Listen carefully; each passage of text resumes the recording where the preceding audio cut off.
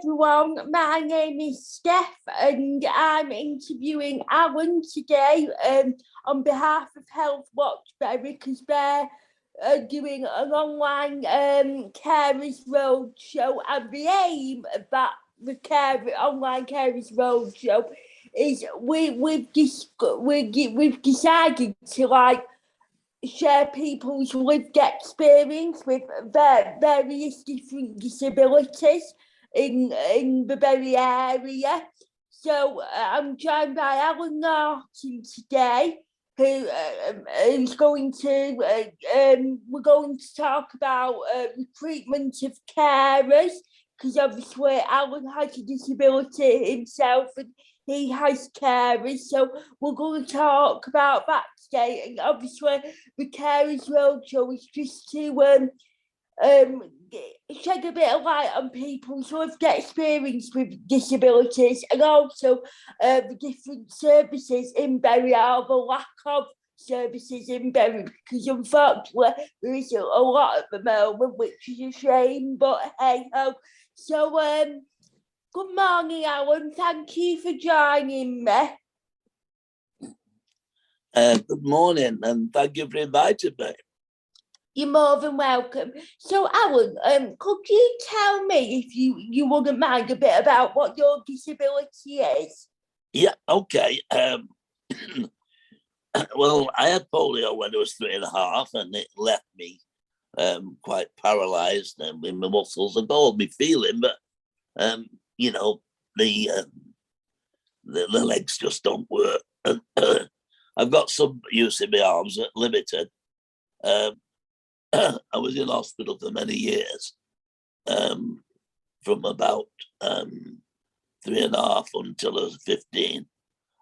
So quite a long time then. Yeah, well, they were trying to get me walking. My father wanted me to walk, so they put me in calipers and jackets and all kinds of things. I looked like Robocop when I was walking, about 16 steps, but I kept falling over. So when I was 15, I decided a life in a wheelchair was going to be for me. And so there we are. And I managed to get out and get an employment and get a decent job and kind of crawl my way up from the tea boy up to a decent position.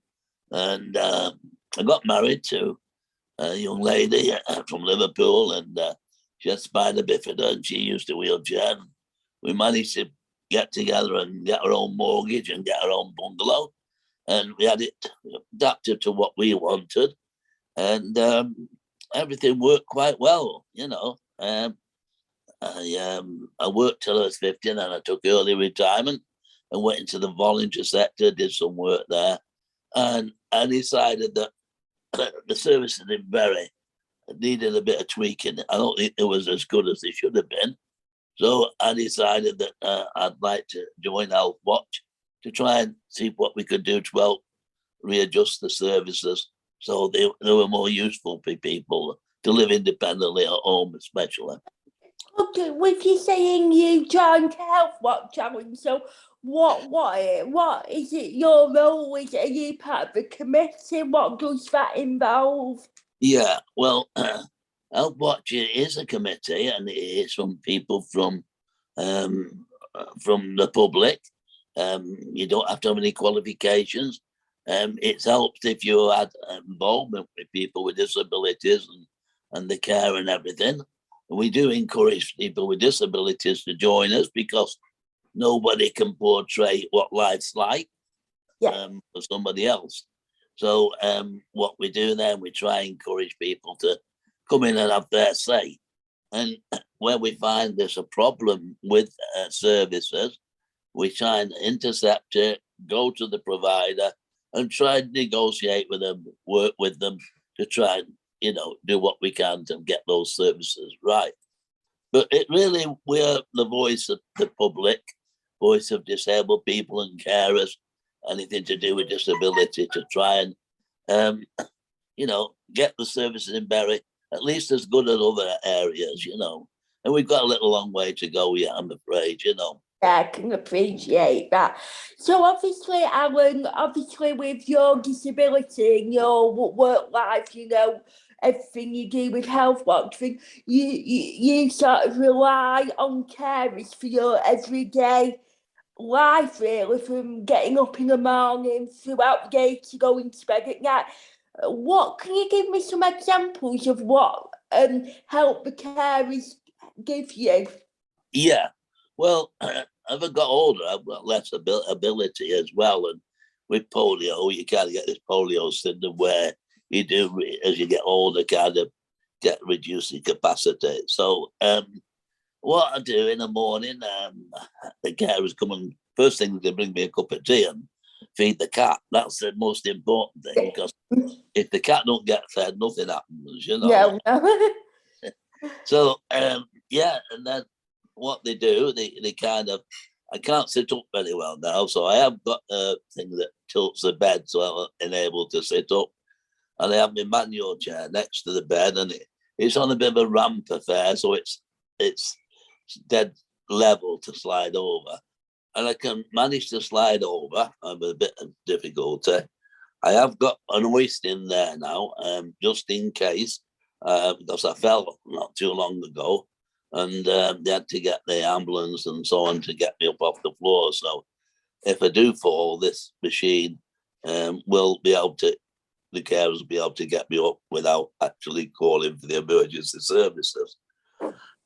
So yeah, so once I'm in my manual chair, I can manipulate it a little bit and go backwards mainly, and I kind of get washed in that, and or get in the bath. I've got adaptation in the bath where the seat goes up and down and turns, so I can get it level with the side of the bath and do a side transfer, and then and in and out the bath.